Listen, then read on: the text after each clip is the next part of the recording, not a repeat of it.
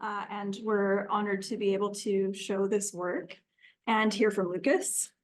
Before we do, I'd like to acknowledge the privilege that we all have to be here together on Treaty 6 lands, the traditional lands of many First Nations, including the Naheawak and the Métis Nation. As a person of settler ancestry, the treaties are what allow me to live freely on these lands. As treaty people, we have responsibilities to uphold to the land and the people who were here before. As the Saskatchewan Craft Council, as an institution, journeys towards reconciliation, it's essential that we accept and acknowledge the truths of our past and present in order to move towards a better future. Now introducing Lucas Morneau, as many of you already know, is here all the way from Sackville, New Brunswick, born and raised in Newfoundland. They completed their Bachelor of Fine Arts at Memorial University at Newfoundland's Grenfell campus and their Master of Fine Arts right here in Saskatoon at the University of Saskatchewan. Lucas also worked as a summer student at the SCC in 2018, which was right before my time at the Craft Council. And we're all delighted to have them back to present Queer Newfoundland Hockey League at the SCC Gallery.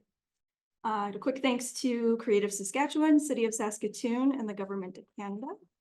And I guess I'll let Lucas take it from here. Yeah. I'm extremely thankful to be here on Treaty 6 territory and here in Saskatoon. And I have to thank my sponsors at this time, the Canada Council for the Arts, for flying me out here, and to Arts NL for the creation grant, which is what I was able to make with this series. This is going to be a very brief artist talk because I know many of you probably have questions, and I like to spin a yarn. So I'm cutting myself down, even though I have like 40 slides. So, and I'm skipping over the mummer stuff. A lot of you already know that. You've heard me do my talk back in the day. So we're gonna focus on this series. So I know I'm just gonna talk about how I conceptualize QNHL, or Queer Newfoundland Hockey League. And I like to say that I have a Rolodex of ideas in my head, where I think of something, whether it be a medium or a concept, and I store that away for, could be a couple months, could be a couple years. And eventually I somehow will like go on a walk, or something in the news will happen, and that will bring together the idea. So with QNHL, there was a few things happening at the same time that really brought it all together. So first of all, I had a good conversation with a friend, Ursula Johnson, about my new business cards. And that sparked it, and I'll talk about that in a bit.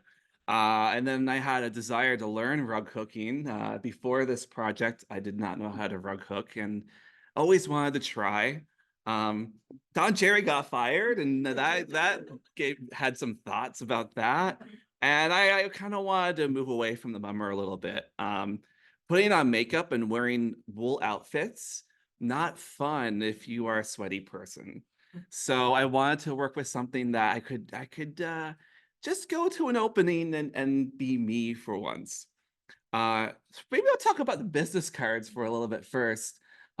In September 2019, I participated in Eastern Edge's Holdfast Festival, which is in St. John's, Newfoundland.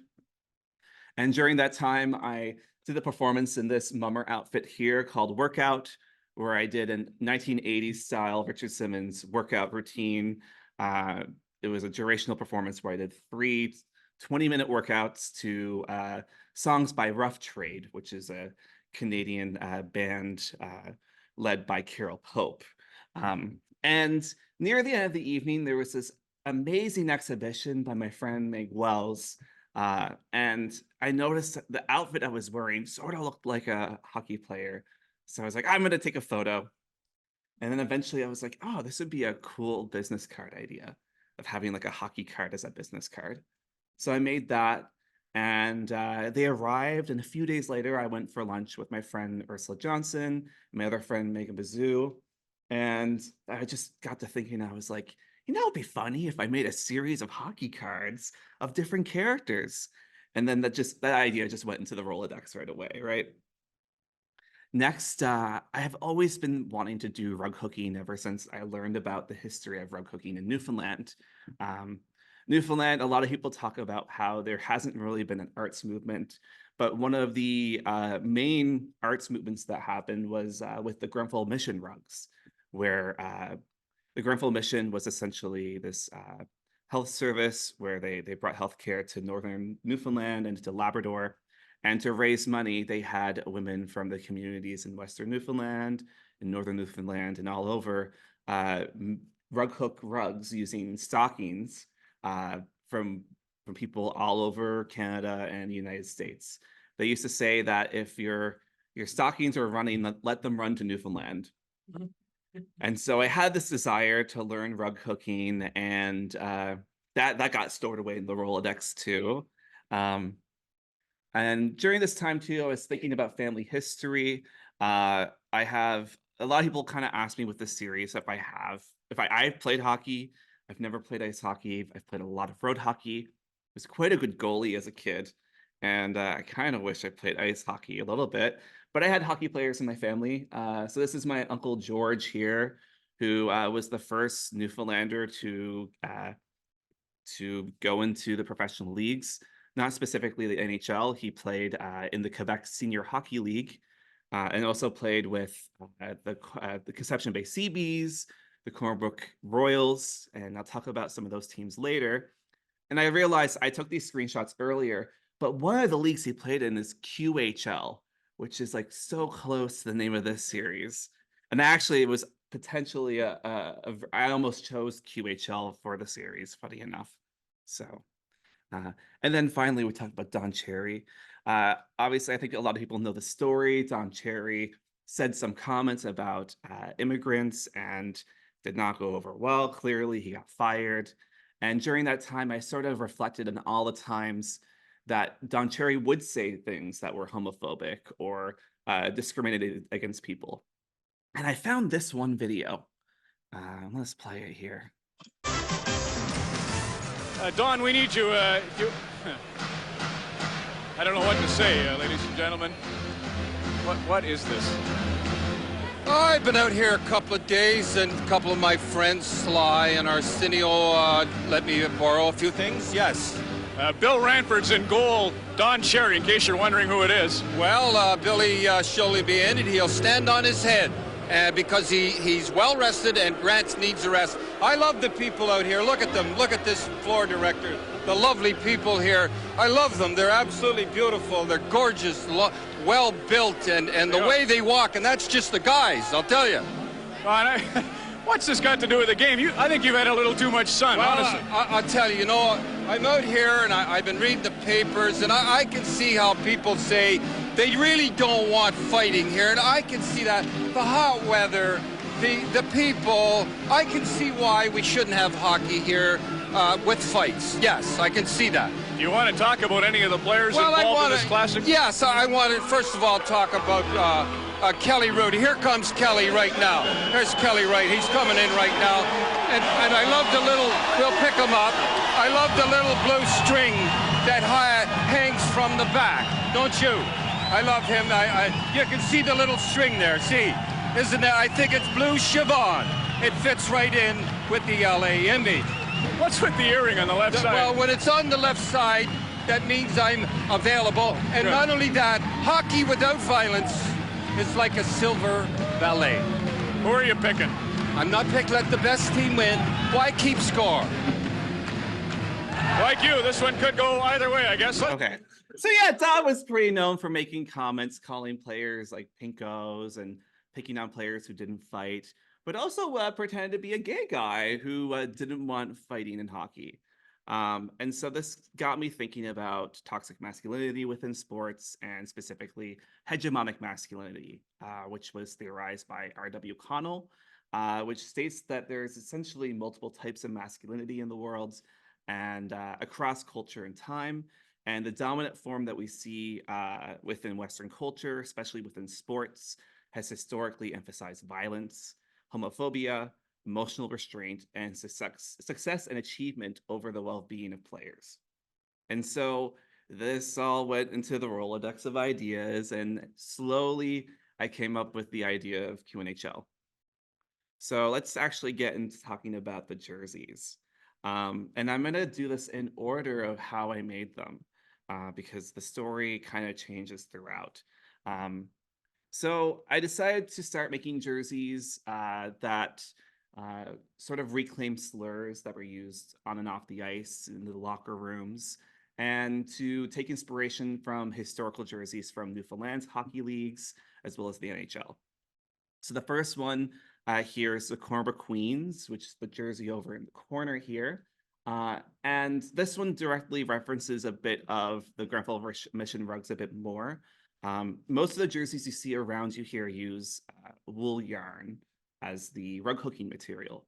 But the Kohlert Queens here and another jersey, which unfortunately is not in the show, it's the rooms, we see here that it actually uses pantyhose, and the pantyhose is from drag queens.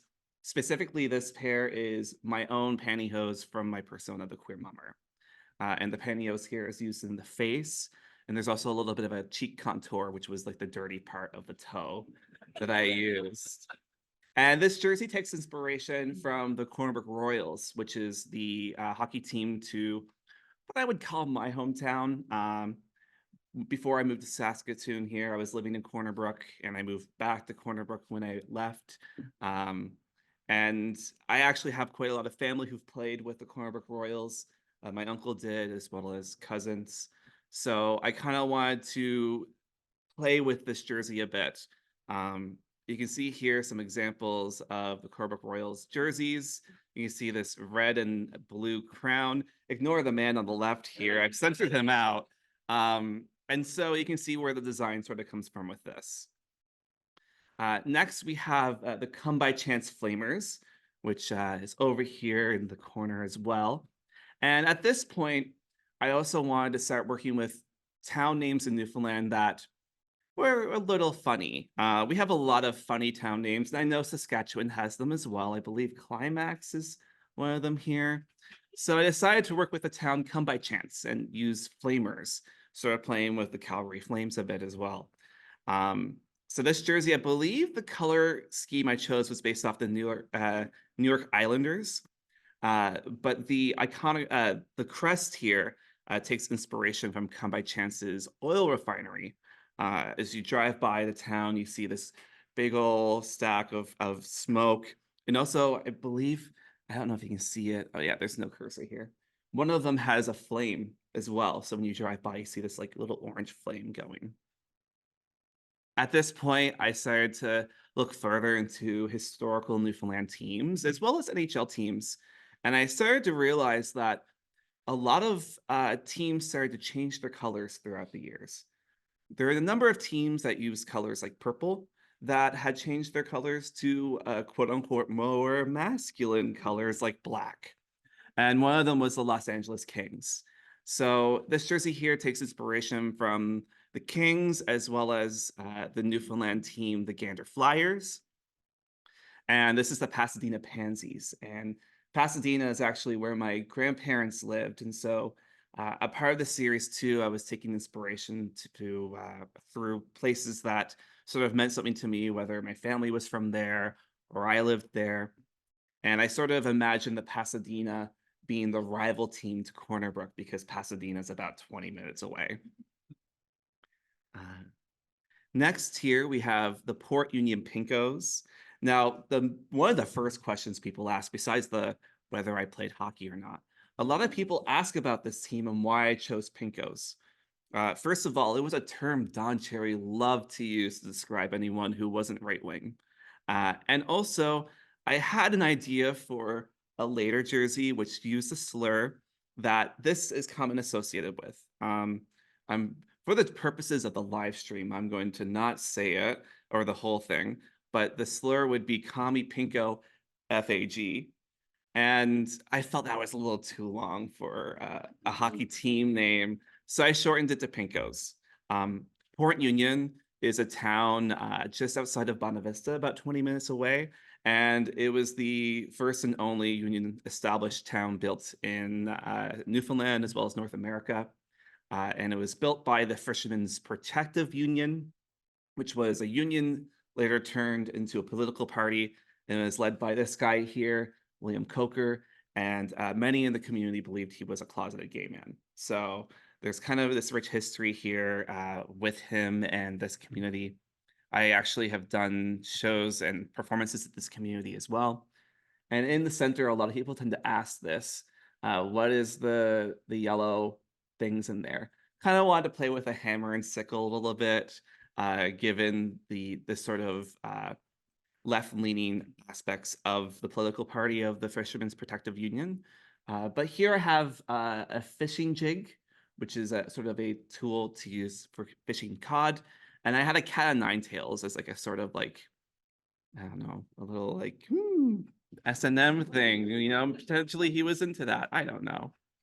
I'm speculating. Next here, we have the leading tickles Lesbos. And as you can see, I'm starting to use more colors that you often don't see in the NHL. So with the Pinkos, we use the pink jersey. And a part of the shape is based off the Dallas Stars. And then the leading tickles Lesbos is based off the Hartford Whalers. And funny enough, my dad came up with this team name. I was like, hey, I need something. I need a town that starts with L. I don't want to go with Lewisport because I already have some teams within that area. And he suggested Leading Tickles. And I was like, that's a good one to go like with Come By Chance. And another one we'll talk about in a bit. And this one actually stands out from the rest of them because it has a bit of a different neckline. I sort of established a pattern after the second jersey and decided to switch it up with this one. So this one has a bit more of a square neck compared to the other ones. Next, we have one of my favorites here, Dildo Dykes. And yes, Dildo is a town in Newfoundland. There's speculation of why it's called Dildo. A lot of people don't know. But there's some great things about the town if you visit. First of all, you can go and see Captain Dildo here. This beautiful folk art sculpture. But the town really attracted attention the last couple of years, especially with Jimmy Kimmel, who became obsessed with the town to the point where he installed a Hollywood sign in town which says Dildo, and he was elected the honorary mayor of the town. And in fact, I sort of used the font in this one, which was inspired by the Hollywood sign, but there is some copyright things. So I didn't do the stacking or like the way that he did, where you have like the I going up a little bit higher than the L. So it's all on the same line there and not as thick. Next, we have my favorite team. And I'm going to say it very quickly, the Focal Island Baghags. It's just right over here. This team, if you're familiar with my work with the mummer, I had a mummer whose name was Baghag. So we have right here, which I created between 2017 and 2018. This photo was taken in 2018 here. And it's inspired by Newfoundland's myth of the old hag, which is sleep paralysis. The idea that you would wake up in the night, not be able to move, and see this old hag on you. So I kind of wanted to play with that because it had these connotations of like misogyny to it. And so I wanted to sort of change that a little bit with the fag hag. And I decided to bring that within this project as well. This jersey is slightly inspired by the Phoenix Coyotes jersey, or sorry, the Arizona Coyotes. Oh, sorry. Now I guess they're Utah. Don't know what animal they'll be or whatever, but you know, the checkered pattern sort of inspired by the pattern they had on their jersey, and I switched the colors around a bit to make them a little bit witchy. Next, we have the Bonavista Buggers, which is right over here. And again, I was also thinking of towns which could be rivals. Having done Port Union, I thought it was quite appropriate to do Bonavista. And there have been hockey players in the NHL from Bonavista. So Michael Ryder, who played with the Montreal Canadiens, was from there. And that's actually originally where I'm from. My neighbors were also hockey players, so I thought it would be appropriate to bring them in. And a lot of people don't know that bugger is a homophobic slur. You know, a lot of people within my family they would call me a foolish bugger, just like, oh yeah, like you're a foolish bugger. And I had to tell them like, hey, like It doesn't mean that you're bugging someone. It means like buggery. And people were like, oh, like didn't know that. And that was like one aspect of what this series sort of became in the end, was sort of educating people about some of these slurs that had transformed over time. In Newfoundland, queer, for example, is used often just as strange. And I've had family members use queer to describe someone, but not meant it as a homophobic slur, just to say like, oh, that person's strange. And it has caused some issues in the past. Next, this is the jersey that's not here. And the other jersey that uses pantyhose. This is the St. John's Sissies. And this is actually inspired by a historic team in St. John's called the St. John's Caps. And there's been multiple iterations of this team. And the pantyhose in this team is from a drag queen from Moncton, who actually has like a crazy TikTok following in Montreal now. And so I'm very proud to have a pair of their pantyhose hooked into this jersey. And if anyone's in St. John's, you can potentially see it at the rooms. I don't know if it's on display. They just they didn't want to ship it with this exhibition this time. So yeah.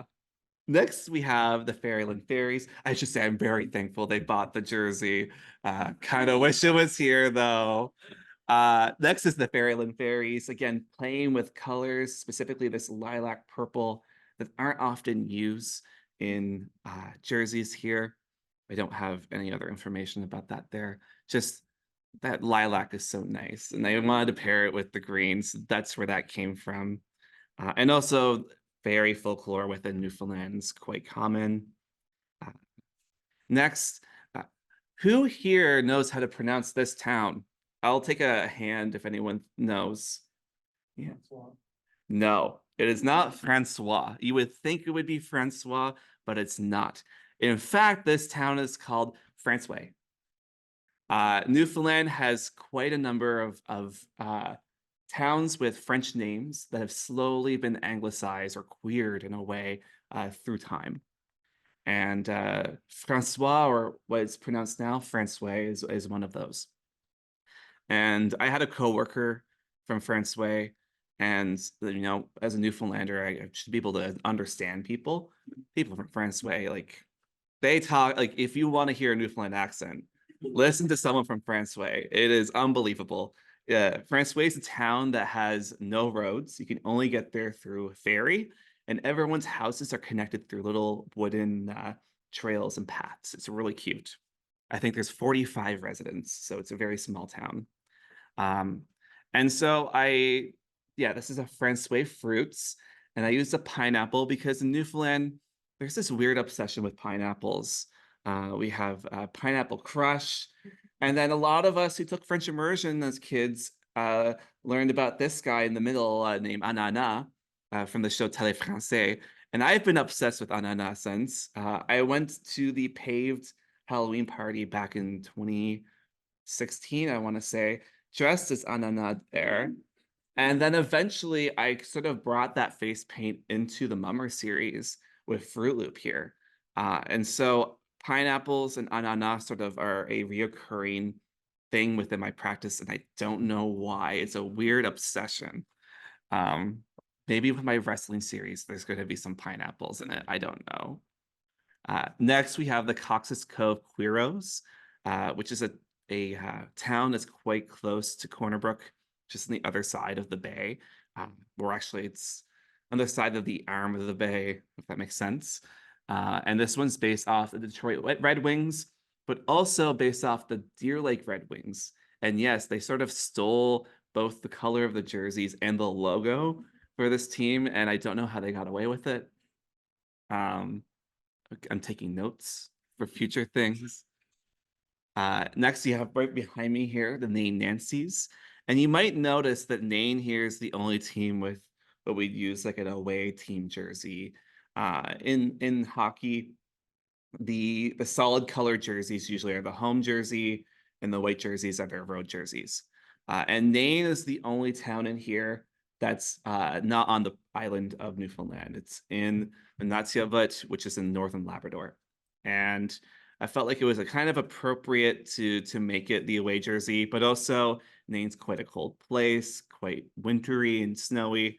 So having that white jersey felt it made a lot of sense.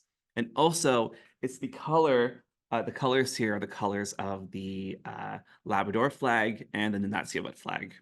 So those are where the inspiration for those colors come from. And it's a bear wearing eyeshadow and lipstick. It's a femme bear. And next we have the last jersey. Apologies, it's really hard to read it on the photo here. I highly regret my font choice for this one. But I wanted to make it look really old because this is the Gayside Gaylords.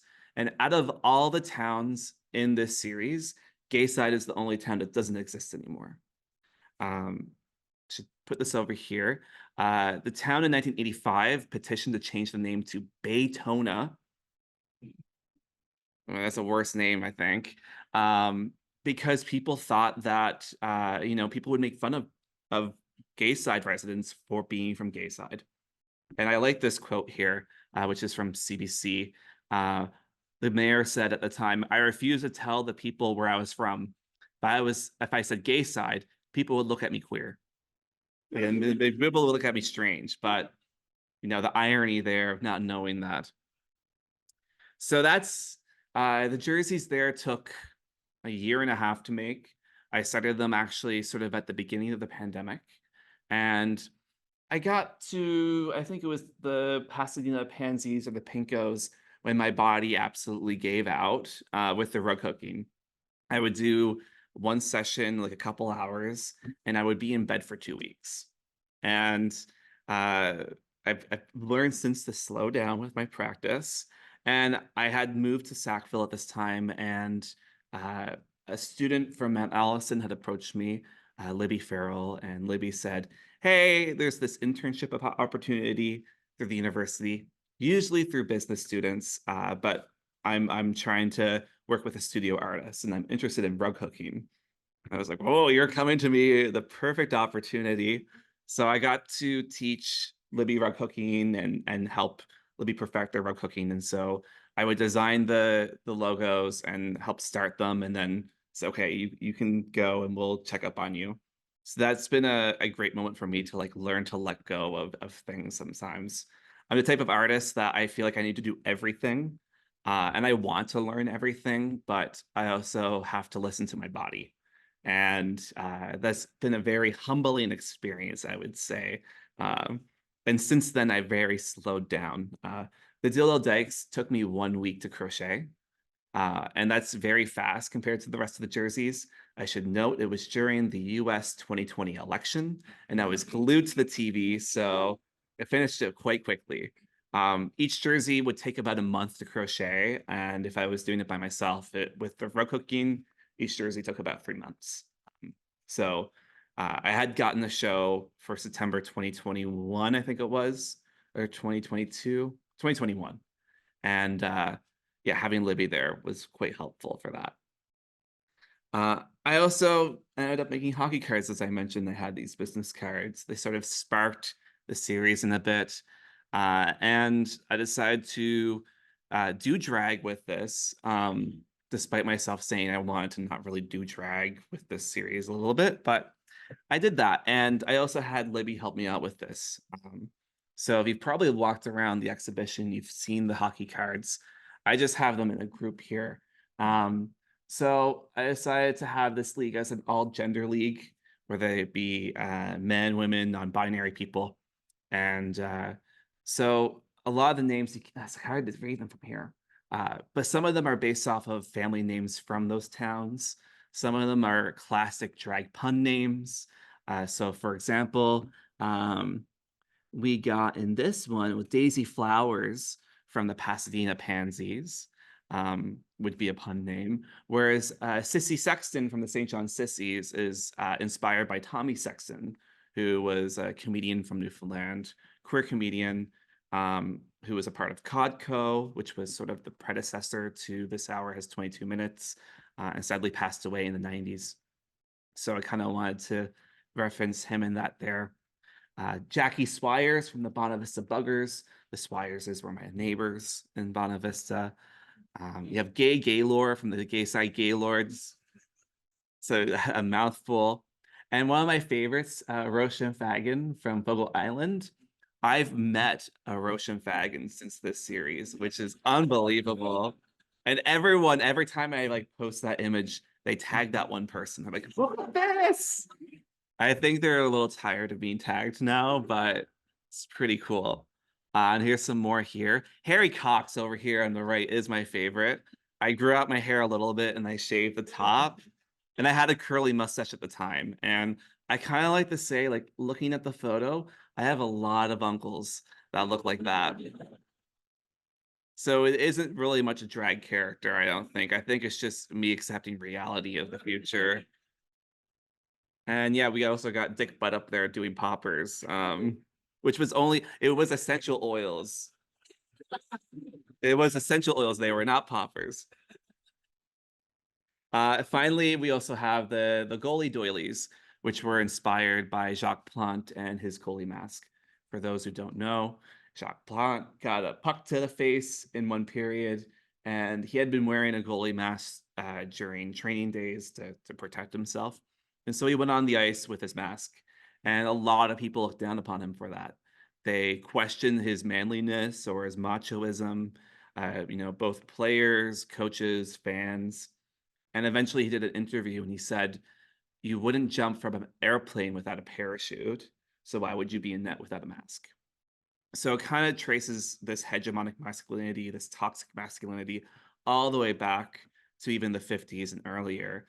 And so I kind of wanted to reference that with these goalie doilies. I don't have the best photos of them, but you can see them right up here. I created these during the residency in Ontario, where I would crochet one a day and also take breaks because I learned that lesson. And I essentially just created the patterns on my own. I took inspiration from existing doilies I found online or in person and created patterns from there. Funny story with these doilies. Originally, they were sugar starched, so they held the shape of the faces that they're underneath. And the first exhibition I did, we put them in this glass vitrine and they looked amazing. And the next day I came back and something must have been damp and they were covered in mold. But that's so funny that a hockey series would have some equipment that would be like moldy, right? But I knew that this was a health hazard. I couldn't keep it that way. So I brought them home and I bleached them. And thank God they're cotton, because I later learned that you can't bleach wool. It just dissolves away, because that would have been a nightmare. But now I'm considering starching them again, but they're never home for long enough. But I'm happy to say there is one goalie doily that isn't here. I gave it to the first gallery that showed the exhibition, and it was still starched, and it looks perfect. So I may eventually do that. I can't put them in vitrines. I've learned that lesson. And I think that's the last slide. I powered through that 35 minutes. Take a little drink of water. I guess we can do questions now. This is where it drags out. I feel like we pressured you a lot into trying to make that fast, and now I feel kind of bad. No, because then people can go and see the work and talk to me in person, right? Yeah, I think we'll take a couple questions now, if that's okay, and then we got some snacks over there, so if people want to hang around and ask questions afterwards, I think Lucas would be happy to answer them then. Yeah. No pressure. Yeah. Have you had, this is like the Canadian sport. Have you had pushback from athletes or sort of the communities around your, disrespect of such a national pastime? Not players. I've had a few comments from homophobic people who said I was a vile sinner, and I said, thank you, that's the next team. I created the Sackville Sinners out of that for an auction. But I did get one email from a gentleman who was he identified as a straight older man, and he was offended that I used the word queer. I'm someone who identifies as queer, and I understand that people have been told not to use that word, but I don't think this man understood the meaning of the series of reclaiming those words. And so, yeah, I'm quite lucky that it's been very positive, and I've had a lot of queer hockey players come up to me and be extremely thankful for creating the work, which is quite humbling. Yeah. I just want to tell everybody about Lucas's great accomplishment recently. He has been nominated or listed with the Sobey Art Award in the long list. So we all have to give him really positive thoughts so he gets to the short list too, and then to the top of the heap, right? Manifesting a win. Thank you. Thank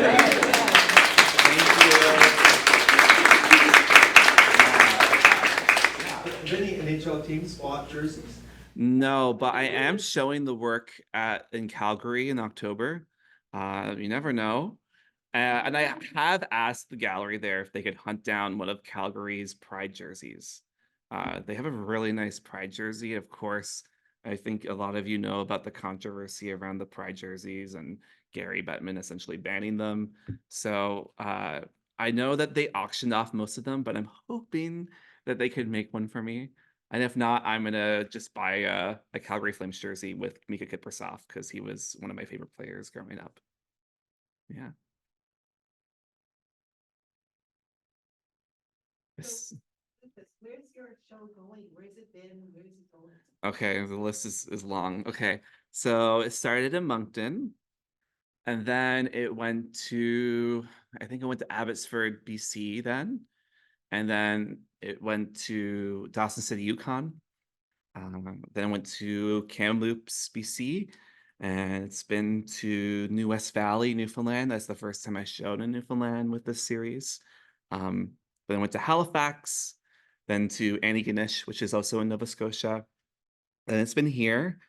Next, it goes to London, Ontario, then to Calgary, then to Kingston, Ontario.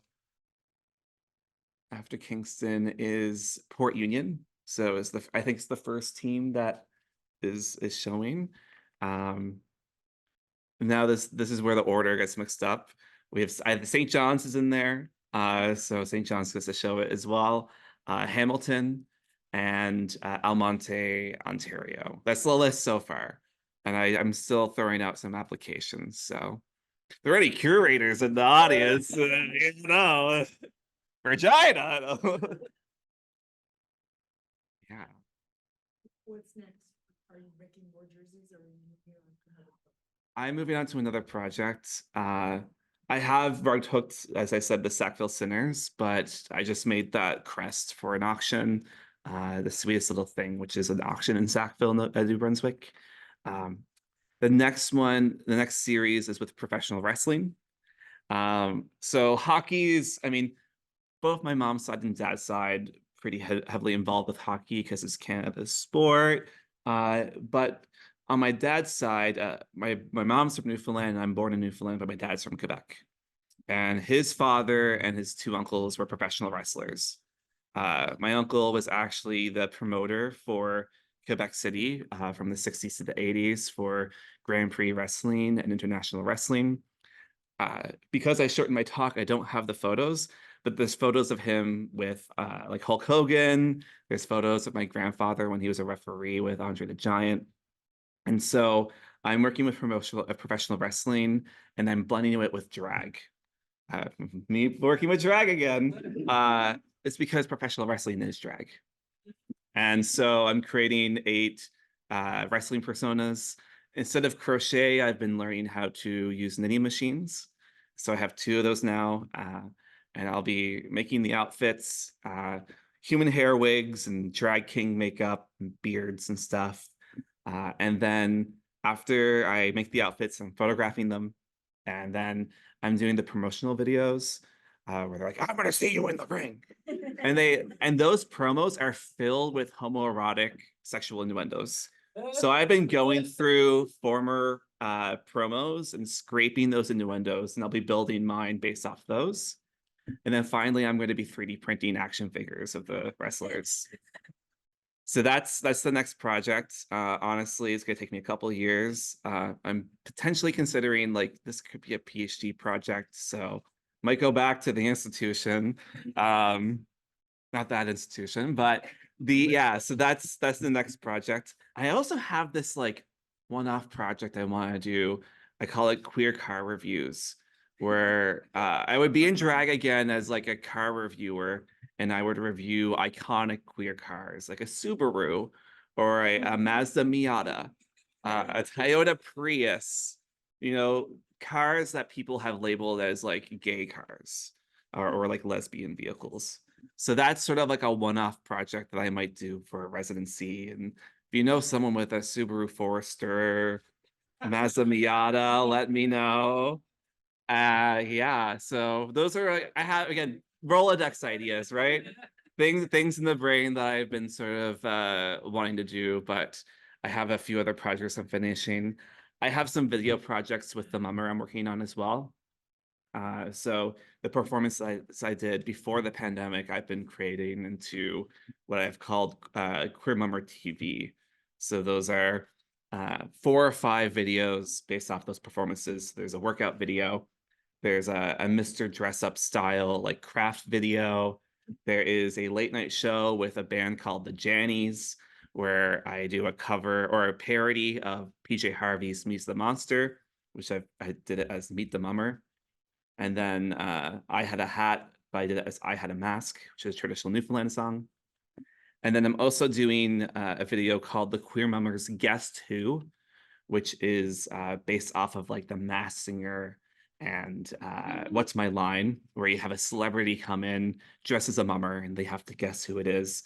And you find out it's Joey Smallwood, who was the premier of Newfoundland from the late 40s to the 60s.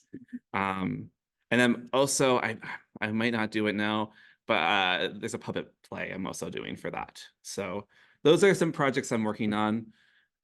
Very busy. And I've also a nurse administrator, so trying to fit all that in, it's been quite hectic, but I'm working away on things. Yeah. Any other questions? Don't be afraid to ask. I feel like that's a good place to maybe meander over to food? to the cheese. I just want to say thanks again for being here and for just being easy to work with and generally pleasant. Thank you so much. And I want to say, you win some and you lose some, the hockey conference here. We're going to play a better game next game. Thank you so much. And thank you again to the Canada Council and the Arts NL for all of their support, and to the Craft Council here. Thank you so much, everyone.